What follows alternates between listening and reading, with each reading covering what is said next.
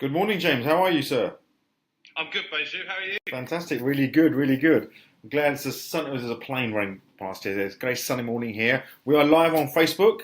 I'm here with James Lavers, the lazy coach on the Global Impact Show. How you? Can you turn your volume down?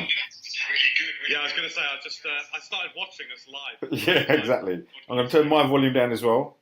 So That's we. what a narcissist I am. I'm like, oh, I'm going to watch myself. Fantastic. Great. There you go. Top technical tip there. Don't broadcast and watch yourself at the same time. No, we can watch it later. Watch it later. So, how are you keeping this morning? It's been so many weeks and months trying to get you on the show, coordinate diaries, and we've finally done it. Yeah, it's been a while. It's been a while, hasn't it? In the running. I'm really good today. It's a beautiful sunny day here in Somerset.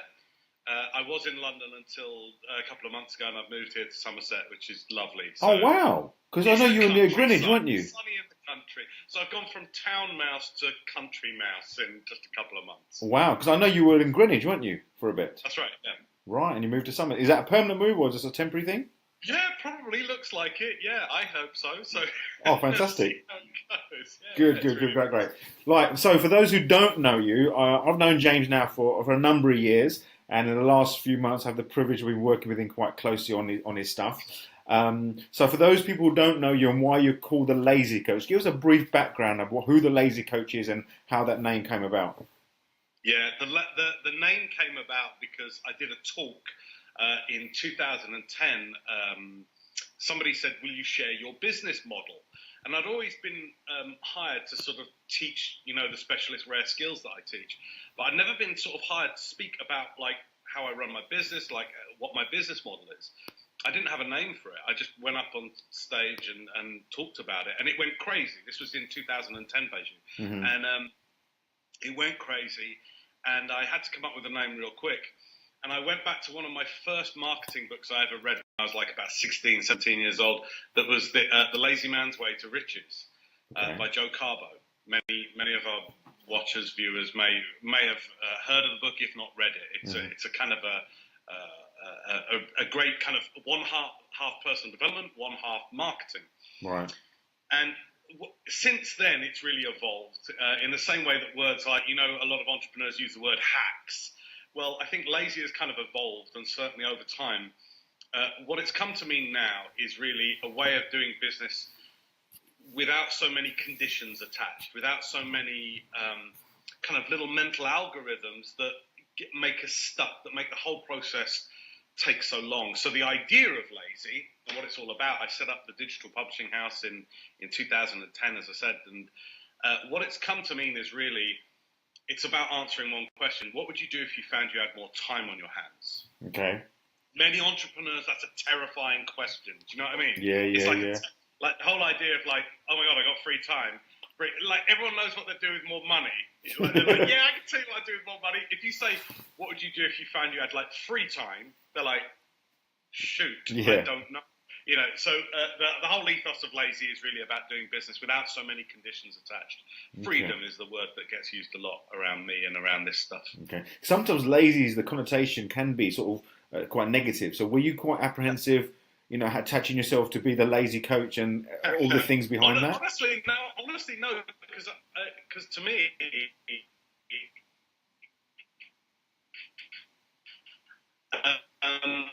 I like to have that kind of like little eyebrow-raising concept products and brands. Anyway, that doesn't sound good. That sounds like being idle and a layabout. Mm-hmm. Well, that's okay. Like if that brings somebody to me because they're curious to find out more, I suppose what it's about is I help my clients to seem lazy to others, but it's only because you've got your stuff together. You've got your stuff together in your business and in your life so that you're not having to work so hard. So to others, you may seem lazy. I certainly do. My friends always say, like, what do you actually, like, do you do any work at all? Yeah. And I probably do a couple of hours a week. Right. But that's not because I'm a layabout or because I'm trying to be cool. It's just because I've got things set up that way, Yeah, I get that, I've the privilege of working with you for the last several months, and I've known about you. I think I first met you. It might have been when you come up with Lazy Coach at Dan Bradbury's event in 2000. 10, 12, or something along those lines. But I've been fascinated about your background because you're one of the very few people who've actually worked with and coached Tony Robbins in the work that you do in terms of understanding how to present online on video. And that's why I wanted to get you on board, because live video, as we know, with Facebook Live, Periscope before that, and Meerkat, where was that gone now, is very much a for. And now the timeline is either your Facebook timeline is either fed with people who's doing Facebook Lives or those stupid colour status updates. We'll put those aside for the moment. But what I've also learned is from you, I'm doing my own broadcast, my daily BSs, is there is a science and an art form in terms of doing live. And so I'd like to just get your insight in terms of some of the common mistakes people make when they are broadcasting with the intention of serving and or maybe, promoting or selling their services or products. Yeah, sure. I mean, it's a big subject. So I think where I'll start is like you say, with some of the mistakes that people make. Firstly, what I would say is if you are doing any kind of video, if you're going live, if you're getting out there, it doesn't matter how bad you may think you're doing, you're not making any mistakes so long as you're doing it. Mm-hmm. I think the biggest mistake, and this is an example of one of those kind of things that people create that stops them doing stuff, is that oftentimes people confuse their hesitancy or their nervousness about getting on camera with that means I shouldn't do it. Right. And like all things, like Tony Robbins does a firewalk, right? And the whole idea of the firewalk is, well, yeah, of course you should be scared. Like this is something that can burn you, severely. But the whole idea is that you don't confuse that feeling for then not doing it, that you can change your state and do it. And so I would always say, I see people beat it. I've done this for so many years. I've coached so many thousands of people on live video and on pre-recorded video. And, what I would say is if you're doing it, great. Like you're not making any mistakes so long as you're doing it. But there are a few kind of misconceptions and errors that people have. So number one, always look at the lens. What I see a lot these days is so I can see you on my computer monitor below the camera where I'm looking at now, and that looks to our viewers like I'm looking at them. Hello, how you doing if you're watching this now? Yeah, absolutely. But if I look at you, it now looks like I'm staring at the chest of our viewers. And this is one of the big things, is that we look at ourselves. We're such a vain, we're such a vain species. But one of the big mistakes is people look at themselves. So when they broadcast live, they're looking at them speaking. They're not looking at the lens. And I think, so that's just a little technical thing. That's an easy one to fix. It's just the next time you go live, look at the tiny little round bit of glass. And I think the most important thing you can do that many people miss is many people go into a live and they're scared of things like saying the wrong thing, rambling, umming and ahhing, pausing, needing time, silence. They're terrified of those things. And so they go into it going, I'm not going to do that. I'm not going to do that. I mustn't do that. I mustn't ramble. I mustn't go, And then when they do it, inevitably, or they have a little pause where they forget what they're going to say, they get terrified. And then it gets worse. And then they're like, I'm never going to do that again, ever again. And here's the thing. Your audience don't really care about that. When we're chatting, like you and me are just having a conversation now, Beiji, but it's like, of course I'm going to go, Of course I'm going to pause. Like that's what happens in normal human conversation. And people are terrified that's going to make them look bad. And so they go in, they take all of that baggage, all that emotional baggage, into their lives.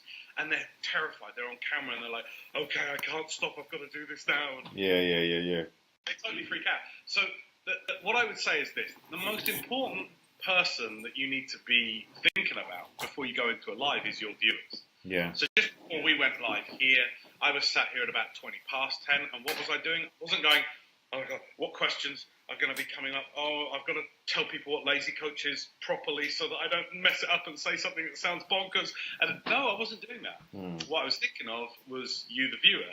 So for everybody that's watching this, either if you're watching us live now, hey, how you doing? Thanks for watching this live. And if you're watching on the replay, hey, how you doing? I'm talking into the future. Yeah. Which is wonderful. But, if you that's who I think about. So I think about my viewers. So I know that everybody who's watching this now is either an entrepreneur or wants to be, or thinks of themselves as one, and maybe you're looking to get ideas off the ground and everything.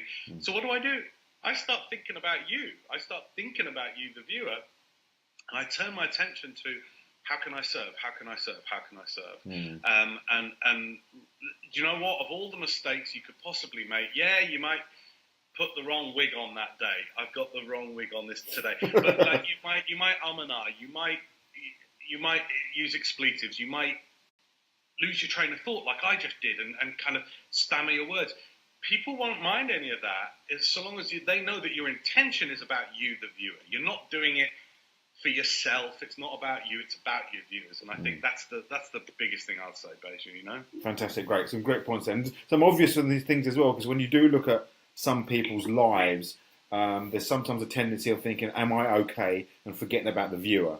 And I've been guilty of that as well. And it's about making sure, look, not worrying about what you say, because most people aren't judging that thing. They want to hear the stuff. They want to gain some insights and knowledge, something that's going to help them during that day or in their business. So they're not looking for your mistakes. No, exactly. And I mean, I'd expand on what you said to say that if you're at that place where you have got stuff going on for you, that's cool. But what I say, and this is a kind of a lazy way, is just don't take that to work. Like I have self-doubt. Some of my clients that are doing better than me, that are very highly like top flight gurus and experts in their field, I've found some of them can be some of the most self-doubting people, some of the most hesitant, some of the most questioning people, because in order to carry on growing, they have to question. They have to question like their own content, their own material. Is it up to date? Is it going to serve at the best? So this questioning mindset that entrepreneurs have, sometimes it can be turned inside, where you're questioning yourself. And I'd always say, that's cool, but just when it's time to serve, you don't take that to work. Yeah. I have a little habit that I do on a Sunday, and that's when I do all my self-doubt. So it's Self-Doubt Sunday. And I just get it out of the way on a Sunday.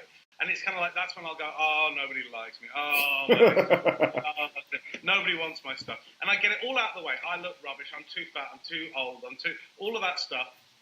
Then when it comes to getting to work, get to work. Just don't take it with you. I get that. That's a really good thing, because sometimes there's a tendency, especially in this personal development entrepreneur world, you've got to be top of your game. You've got to be positive. You've got to be this. And the reality is, it's not about that. It's about allowing yourself to wallow a little bit, but wallow at the right time, not on Facebook Live in front of your clients. Yeah. Don't air your dirty laundry in public. Do it in private. That's fine. Ring a friend. That's what friends are for. And that's the other thing I think with entrepreneurs.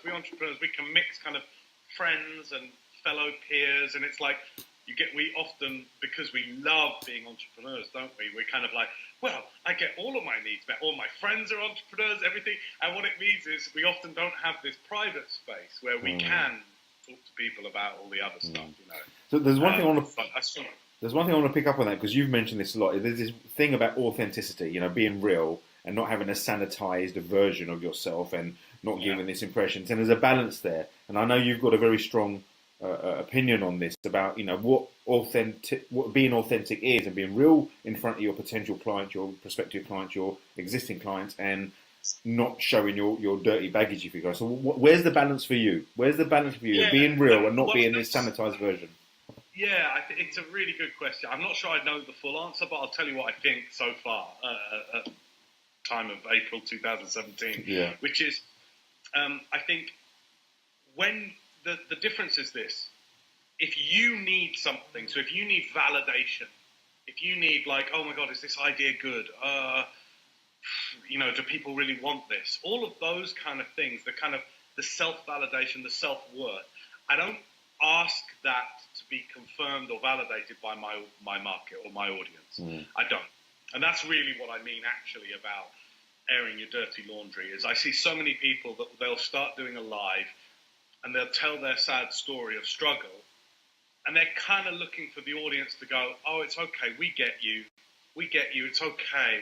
And it's like, that need shouldn't be met by the market, I believe. However, and this isn't a but, this is an and, authenticity, we don't really again, a time of 2017. This video will probably long survive us, but the at time that we're doing this right now, we don't really have a good definition for what authenticity is. We know what authenticity feels like, but if you say to somebody, well, what's authentic? The most common answer I hear is, what's authentic is being yourself. And then I go, well, how do you know when you're being yourself? And people go, well, I just know it. And I go, but how, what are the indicators? And they'll go, I don't know, I just feel it. And I will go, well, so could you teach me how to be authentic? And they're like, well, not really, you just know it. And so it's this loop that most people can't explain. Like authenticity, they're just like, So anything that can't be modeled and structured and used like that, I tend to discard because it's just not useful. So I think of when I'm going live on video or anytime I'm front-facing with my audience, I am absolutely performing and wearing a mask. Absolutely. Okay. Now, to a lot of people that hear that, they go, that's terrible. You need to be yourself. Well, the thing is, who we are as a self is so big and all-encompassing. For all our viewers watching this now, who you are is huge. So to say just be yourself, oftentimes, like I'm a dad, right? So, my daughter was in our pool at the weekend wearing a mermaid tail, and like I'm being a dad. Now that's me, but it's not the me that you're seeing today. I'm not being like talking to you like, being a dad. I'm not in dad role. I'm not in, boyfriend, lover role. I'm not in that. You don't want to see that. No. It's family-friendly viewing, right? Yeah. So oftentimes people don't really know how to be themselves. And I sometimes think it can be the worst advice you give to people. So here's what I do. I say to people this. Put a mask on when you go live. I've got one on right now. But that mask is still you. But it's you in business mode plus 50% or plus 100%. Wow. So, for example, just before we went live here, I wasn't as animated as I am now. My face wasn't moving as much as it is now. If I just talk to you normally the way I normally talk to people, my volume of my voice is usually this. It's kind of loud. I don't really, make much contact. I'm like I said, I'm a bit of a recluse. But it's like showing up on live like this. Would this be me being myself? Well, yeah, sure. But so is this. But this is me with the James Lavers performance mask on. And that doesn't mean I'm pretending any more than it's like, well, I'm pretending to be me, right? Yeah. And so that's how I always think, imagine you're on the red carpet. So you are you in an actor, and you are the way Stan Lee is in all the superhero movies, right? Stan Lee appears as himself, right? You're appearing in your own movie. So you've got to play the role of you, but obviously you have to dramatize it a little bit. You have to ramp it up a little bit, the energy, the movement. And that's very much how I think of when you show up, how to show up, is to think, well, how would I be me, but plus 50% or plus 100%, It's a bit like what Tony Robbins are getting into state. It's getting into a state of mind where you're ready for that. That's key. Role what you just said there is key. I think it's less important that you think to yourself, because I've seen this so many. I remember years and years ago, when like 10, 12 years ago, when I first started teaching people about online video, around about the same time that YouTube was founded. And, I would say to people, don't worry about being yourself, because you've got thousands to choose from. There's the grumpy self, there's the happy self, there's the self that didn't have enough coffee this morning, there's the self that's a father, the self that's a mother, all these kind of things. Like, don't worry about being yourself. Just pick what state you want to be in. So the state that I got myself into in the 30 seconds before, we dialed in here today was, I'm excited, I'm feeling a little bit mischievous, I'm looking forward to shaking stuff up for people a little bit. And so I got into that state. Yeah. So hopefully that you're seeing the glint in my eye, wherever you're watching this right now, and, all these kind of things. And it's like, don't worry about being yourself.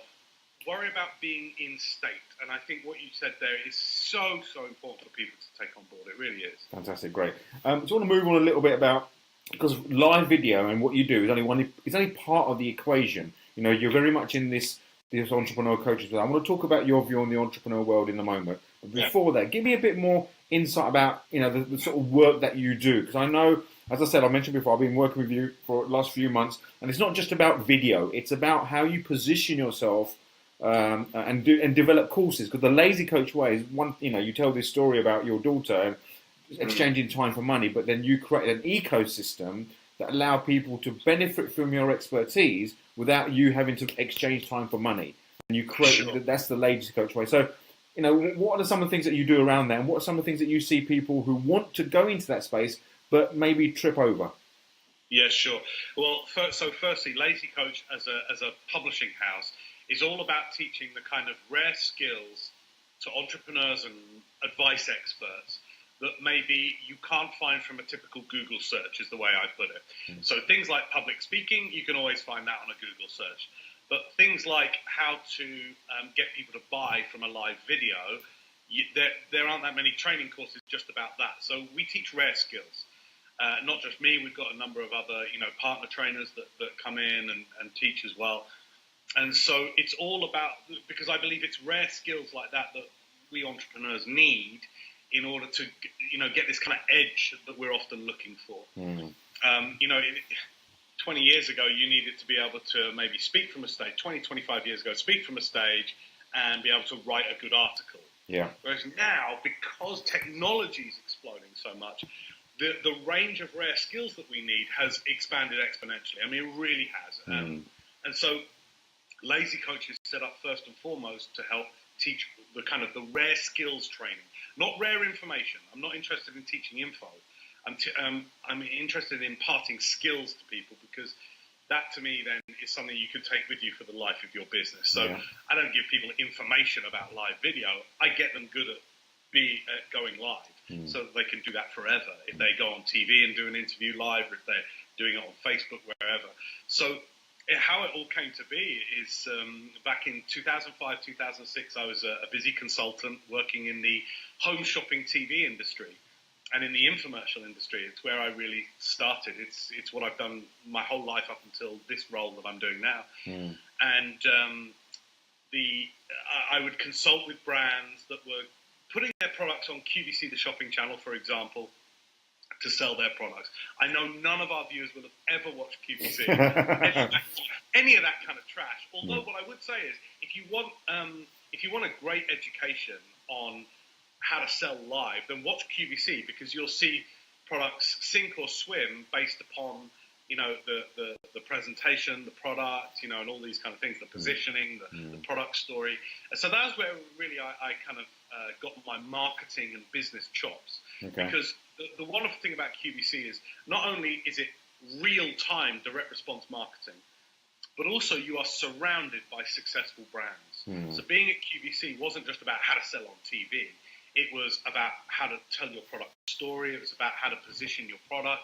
And the brands that QVC would bring in were billion-dollar brands. Some of the brands that I then went on to work with personally, brands like Sony and Samsung, Dyson, Nintendo, Declior Paris, the Shiseido Group, the billion-dollar makeup company. All of these huge brands would just be coming in, and oftentimes they were presented on TV by their founders or their marketing directors, and so you had this direct insight into what made a successful business, which was wonderful. So back in 2005, 2006, that's what I was doing, and I was a producer. So I kind of was in charge of the show, and a normal day for me was a 12-hour shift, and you would do every other hour on TV. Not on camera, but behind the scenes. So there'd be two producers. I was one of them, and so in a typical day, I'd do 6 hours of live shows. And it was really freaking busy. And I then went client side, as I said. So I started working with these brands personally because I was really good at it. And they said, "Well, look, will you come and work with us and just train our spokespeople how to sell better on camera?" And that was way better than the wage QVC was paying me.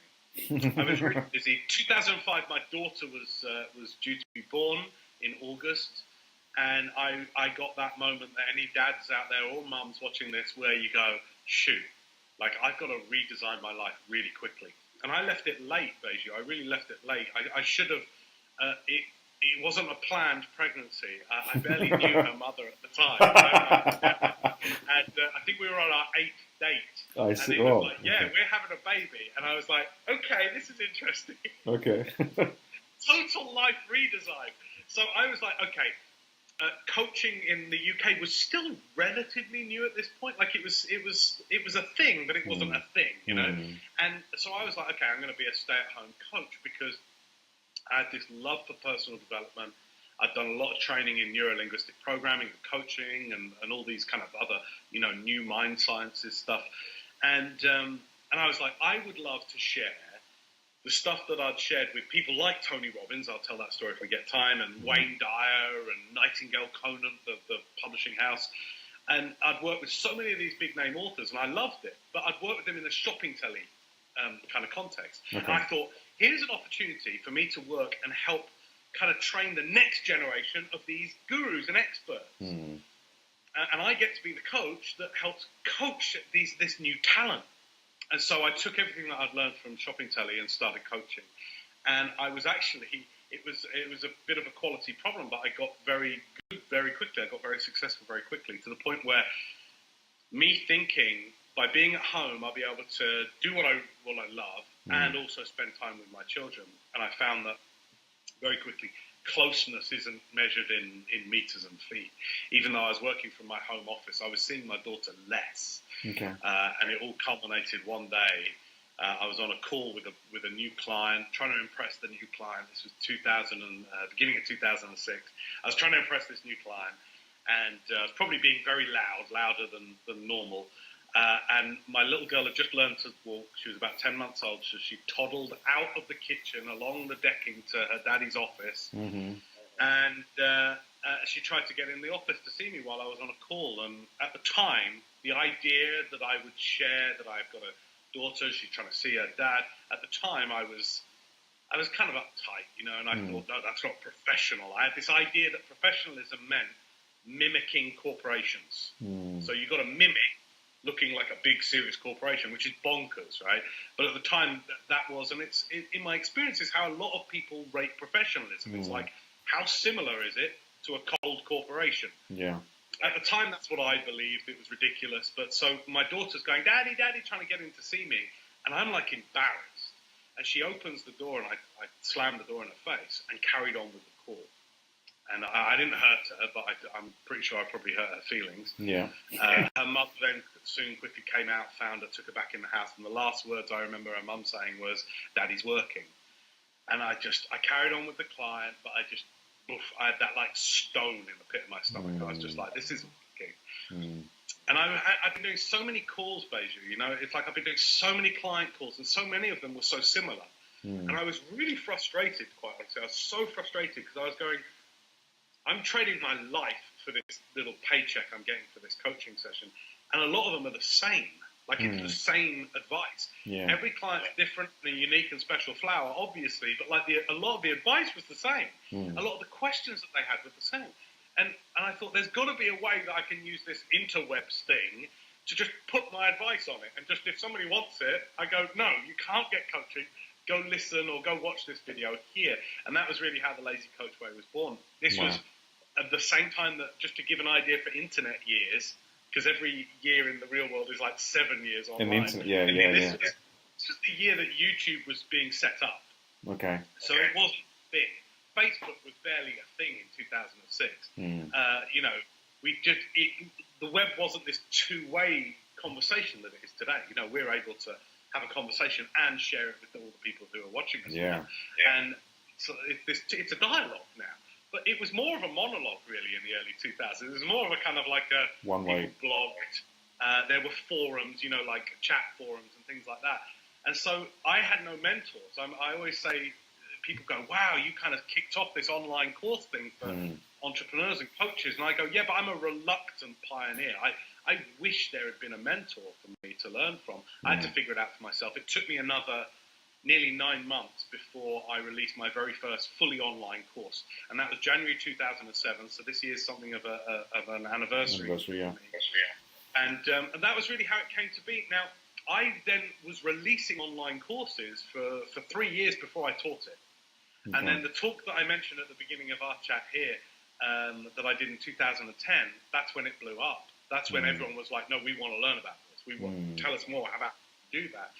And so Lazy Coach, the business, started properly in 2010 when I started teaching people how to make courses.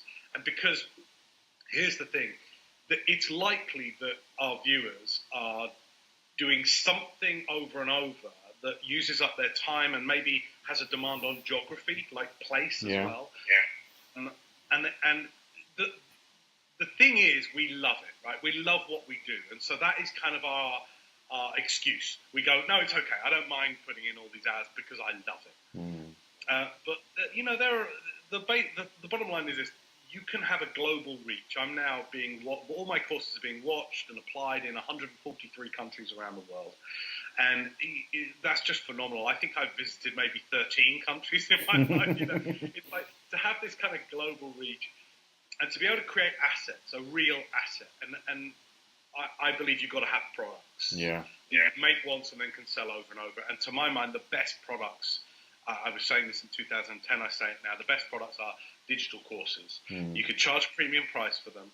They are curriculum-based, so they're good for your clients as well. Over and above, like, books are great. So books are a great kind of source of inspiration, ideas, but books aren't the best for engendering action. They're great for ideas.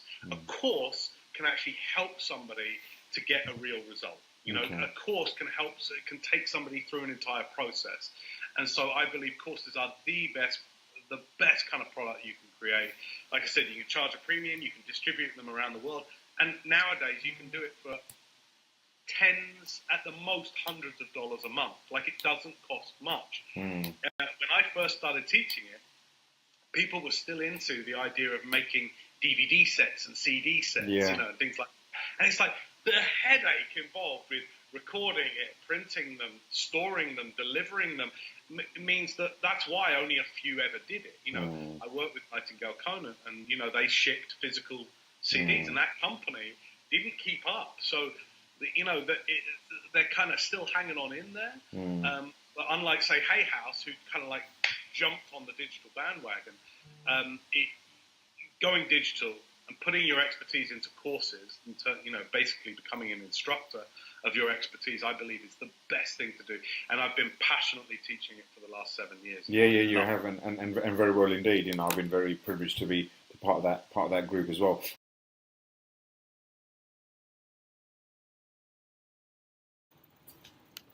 Part 2 of 2, James. Part 2 of 2. We are here. We are finally here. I hope you can see us live. We're here now outside, and hopefully the connection's going to be great. It's going to be great. I know. We're going to rush through the first 2 questions. Who's your hero? Who's your hero? My hero is my kids. My kids are my hero. Okay. Definitely. And what book should entrepreneurs read? Entrepreneurs should definitely read Sapiens, The Naked Ape. Anything that helps us, any of these books that help us to understand our origins and how we came to be here now, I think are massive helps. That's really great. I'm just going to put this in context because those who've probably come on new, I interviewed James 2-3 weeks ago on the Global Impact Show. The Gremlins got involved, and we've got this set of questions, the 10 impact questions, which we're doing. I love these questions. You ask great questions. Oh, thanks. So we started this, and then again the Gremlins coming. So they want to stop this. I know. I think this broadcast is going to go global. Well, and it's going to have a global impact. And somebody is like, "This is too much. It's too much energy. We need to stop this." I know. So stay watching, because otherwise the connection may go down. Absolutely. Stay with us. Can you actually? I need to go onto Facebook to make sure we're getting hearts, because I can't. Can you go on to Facebook, James? Yeah, of course. You do that. Tap the hearts and thumbs. You do that. You're tagged in, so we'll say that. So next question is, and you touched upon this, but we can elaborate. Whose work do you admire? Okay, so I would say, overall, I love my clients' work. So I love seeing what my clients are up to, what they're creating, the books they're writing, the videos they're producing. I love like your daily BS as like essential viewing, and I think I love seeing the podcasts that my clients come up with. So generally speaking, I'd say the work I admire the most. I think all too often we look off to like, oh, look at that most successful person, but I love seeing. I think once you've got that momentum, you're already doing wonderfully. It's kind of like, well, yeah, of course you should carry on doing great. Yeah. I love seeing what my clients are coming up with right now, and I admire that work the most. Fantastic. Yeah. That's really good to hear, because sometimes we undervalue our stuff. Totally. We're not as big as that person. Or We got put those other books. people on a pedestal, Yeah, right? And we're just yeah. like, but like when I see what in the room today, we're here at Brown's by the Thames, and Yep. we've got like a parenting expert who is doing groundbreaking work there. We've got an entrepreneur, this guy, And this guy. who's this doing guy. incredible stuff around entrepreneurship. We've got one of the founders of one of the best keyword tools ever in the room. We've got incredible people. And I think if we're looking always beyond who's on the pedestals, it gets a bit like those celeb magazines in shops, Yeah. where you go and you're just looking at Brad Pitt and Angelina Jolie. And I think if you look closer to home at what you're doing and what other people are doing, it's the most admirable work to me. One thing, you mentioned Daniel Priestley, who we know both really Yes. well earlier. He does this phrase about you don't realise the mountain of value you're standing on. Oh, absolutely. When you're standing on your mountain, you look at all these other mountains and you think, wow, that's a great mountain, that's a great mountain. And you can't see what You you're can't on. see because you're on grubble. Because you're on grubble and you think, mine's shit. I want to go. But it's about having that. So, yeah. So, next question. What's the one thing that would change... Oh, you've got to pause on that one. What's the one thing that would change the way people live their lives? Oh, God, this is such a hard one. What's the one thing that will change the way people live their lives? I'll come back to that again. Okay. Come back to that. Okay. If you had a superpower, what would it be? My superpower would be I get bored with people always choosing one of the big three. The big three are always invisibility, flight, and reading minds. I want to be able to shoot lasers out of my eyes. And he does. When you look at James in his videos, he is piercing right through the camera. Don't look at the screen, look at the camera. What he's talking about is when I'm teaching sometimes video techniques, you've been in some of my video workshops, yeah. I'll say that when you're looking at the lens, look as if you're shooting lasers out of your eyes because it makes you look more captivating. And people want to look at that rather than the way most people look at the lens, which is kind of like they're not really looking. No. So I always say, look at that lens, that little black round dot, as if you're shooting lasers out of your eyes. So I'd have to be able to shoot lasers. Absolutely, and he does. That's the only reason I got here, because the laser captured me. What do you know to be true that many others disagree on? What I believe to be true is that we were having a conversation about this today in the workshop that I'm holding at the moment. And it's around this idea of friction. So you gave a great analogy about, a car crash happens and the other car gets hit and it slides a certain way and then it eventually stops. And it stops, as you said, because of friction. The road are acting against the wheels. And I think that's why most people, especially entrepreneurs watching this, whether you're just starting out or you're already well established, I think whether you're an entrepreneurial thought leader or an advice expert, I think a lot of the things that stop us is that friction. It's not knowing enough. We get caught in this idea that, when I learn that and when I know this and when I know that and when I know the secrets, then I'll be the big successful one. And oftentimes I believe that a lot of people maybe don't disagree with, but just don't think about enough, is that most of what slows you down is friction. And most of the friction's up here. So, I think a lot of entrepreneurial endeavors go a bit like a car crash. So they get an immediate kind of like loads of energy, right? We get an idea and we're like, yeah! And it kind of slides for a while and then it stops. And people go, oh, well, it stopped because I'm not good enough or I don't know enough or I need to go and learn this or I'll learn that. And I'm like, no, that's the friction. The reason you stopped is because of that thinking. And if you can remove that, it's what my business Lazy Coach is all about, is about efficiency, removing friction so that when you start something, it keeps going. It keeps going and going. And if you think of lots of other industries, if they stopped because of some sort of mindset or something, then half the things wouldn't exist. Half the things in the world wouldn't exist. Imagine the Wright brothers. Didn't go up. Or Alexander Bell. I'm a terrible person. I'm not good enough. No aeroplanes. Absolutely. Or the phone, and didn't ring once, and it end off. That's no it. one's in. That's good. Right, next question. What was the first experience in your life you realised you had the power to do something meaningful? Yeah, it must have been in my teenage years, my early teenage years. I was speaking to my English teacher, and she was talking about my options, right, which weren't many. It was basically, I think it was being an art therapist. They just take everything and they go, you should be this. Yeah. And I was like, oh, okay, well, I quite liked art. I like drawing, and I quite like therapy, as it was then. And but the interview with my English teacher ended up with her inspired and looking at all the things she could do in life, because I was exposed to a lot of these kind of neuro-linguistic programming and hypnosis and coaching at a young age. And she ended up really inspired and being like, what she could do. We were supposed to be there for my options. We expanded her options. And I think that's when I was like, something to think about, you know. So it would have been then, around about 14, 15 years old. Okay. You know, when James said he was exposed to the younger, James's dad, have you ever watched the Haribo adverts? He's the blonde one in the train station. Who says, and I like the eggy ones. I like the eggy ones. That's James's dad. Anyway, well, that's, Yes. we divert. I don't know why that is options for life, but if your father's in a Haribo ad, that's it. The world is your oyster. Yeah. You did a little mock-up, didn't you? Were you at some I got my kids family do? That's what we do every weekend. We make great. Haribo ads. Yeah. I recommend it to all parents out there. Great. Check if there's any more comments on Yeah. this. So, okay. So, what's the single biggest obstacle, James, you have had to overcome? The single biggest obstacle I've had to overcome? Yeah. Oh, it'd definitely be myself. Like in all of this, you know, in building a business, in my case, it's a digital publishing house. You know, we do training around the world. I mean, I do live training here in London, but, you know, we sell training and courses around the world. In setting all of that up, the biggest obstacle has always been me.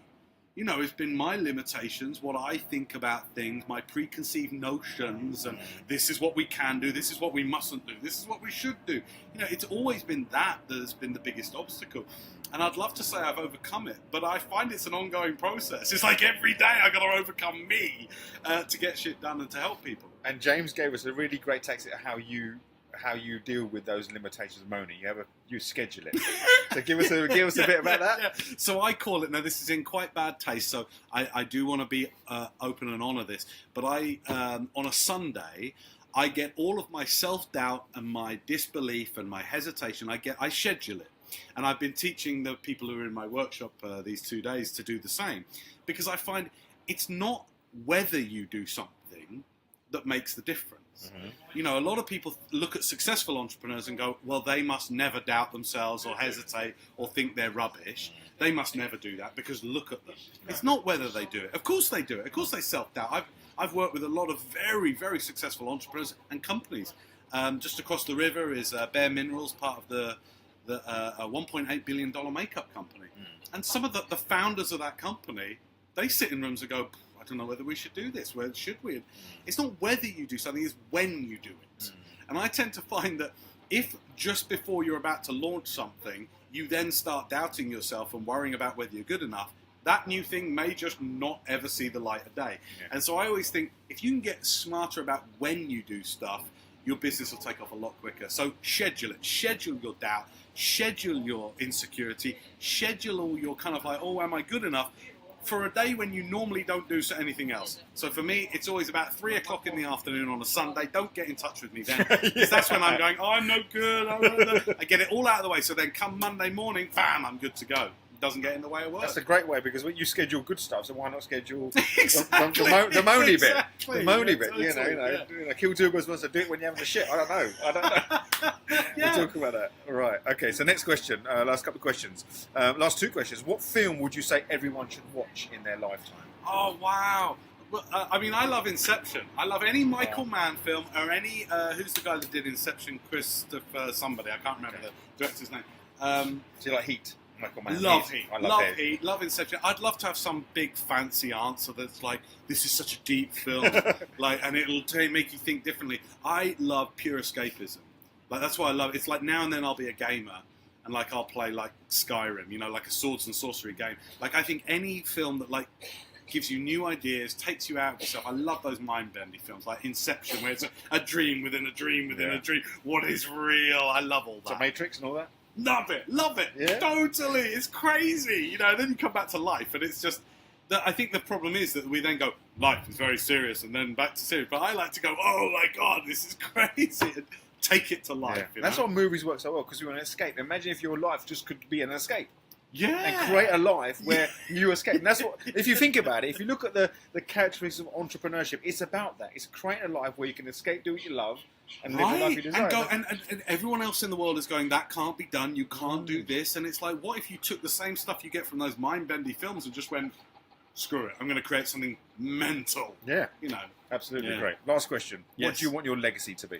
My legacy to be that my you Come are on. such And good questions. we have to come back to the other question as well. But what's your legacy? What do you want your legacy to I be? don't really mind. I mean, I don't really mind. I'm more. We are still live, right? We are live. This is amazing. It's working. We are live. This is great. What comments have we got? This is working. Let's check the comments. Go on. What's your So legacy? My legacy would be to not be so obsessed with what my legacy is going to be. Oh, that's good. That's a great. That's a good question. Legacy is like ego driven. Yeah, I want this to be. My legacy is just going to be like get on with now while I'm here. So if I'm off thinking of the future, this is what I want to be. So what do you want in your tombstone? James Lavers. Don't tell me what to do. Don't tell me what to do. Even when I'm dead. Even when I'm dead, I want to choose to roll around in my grave. I'll choose to roll around. Yeah, don't tell me what to do. Great. That's what it would say. Yeah. So we're going back to the question that you didn't answer, or whether you refused to answer. Hoping you'd forget what's the one thing that will change the way people live their lives? All right, I think it is. There's two answers. Number one, those little Kinder bars. You know the little Kinder bars? Yeah. Have you seen them? You know Kinder eggs, and it's like the brown chocolate, and on the inside you got the white chocolate. Yeah. They do bars of that. Have you seen these? White inside. That will change the way you live your life. Okay. They're amazing. They're amazing. So that's one answer. That's not racist, is it? Because it's mixing the two in one bar. So the brown and the white. So it's a bounty. I love the way that. So it's a bounty. I love the way that you're finding something really beautiful in that. I'm like, no, really, the Kinder bars are brilliant. Okay. There's no metaphor there. And then I think the real answer that will change the way we live. Yeah, they live our lives. You know, is it a technology? Is it an attitude? Okay. All right. So I think the biggest thing is this: that we think all day long about wanting more money to make a bigger difference, to have more money so that we can get more things, so we can live this successful life that we've got. Now, I'm not. People are already probably thinking, "Oh, he's going to say you've already got it." No, I'm not going to say that. You haven't already got it. If you haven't got, like when I didn't have a pool. It wasn't like, hey, you've already got the pool. If you just no, I didn't have a pool. Now I've got a pool, and it's way more work than you ever think a pool's going to be. You have to hoover a pool. Imagine you have to hoover it. I was hoovering it the other day, and I was like, this isn't pool life. I'm hoovering algae. Anyway, so the real thing is this: is that we often want money so that we can then have freedom, but with things like money and success, those are things we're moving towards, and we need to do certain things to get it right. Freedom, I tend to find, actually comes from letting go. So in order to get the freedom you want, you have to let go of stuff to release yourself. And I think that if we can come to terms with that, and all of my work really is about freedom, is letting go of certain ways of thinking or doing them at a certain time and doing certain things. And I think when that can become a habitual part of our way of life, we may just start to create some even more interesting things, you know? So detaching from outcome. That's part of it. That's part of it. Although sometimes attaching to outcome can get a lot of stuff done as well. I think when we realise that freedom comes from letting go, and when we let go of things, then you move so much quicker. Absolutely. You don't know how pertinent that statement is based on what we were talking about. Anyway, we won't go there. So, listen, this is part 2 of part 2, which is great. Thank you, James Lavers. So, if you've got any questions, by the way, post them below. I'd love to know what you think. Even if you're watching a recording of this later, post the questions. We're talking to you in the future. Absolutely. It's crazy. If you let go of the idea of... And he just realised he's seen the camera. Yeah. He just realised he's in the camera. I don't know who he is. He's famous. He is famous. It's the dude in the background. Can you put a thumbs up? He's famous. No, he's not. He's gone. Anyway, James Lavers, it's been a privilege. Cheers, beige. Great. Okay, so if you want more, James, put some comments on it. We'll maybe have a part 3 or 4 sometime in the future. Do a pyjama party. Well, I don't know. A Global Impact pyjama party. Maybe. Anyway, great. This is Facebook Live. This is the Global Impact Show. This is James Lavers. Bye for now. Take care. See you later. Bye-bye. Bye. Bye.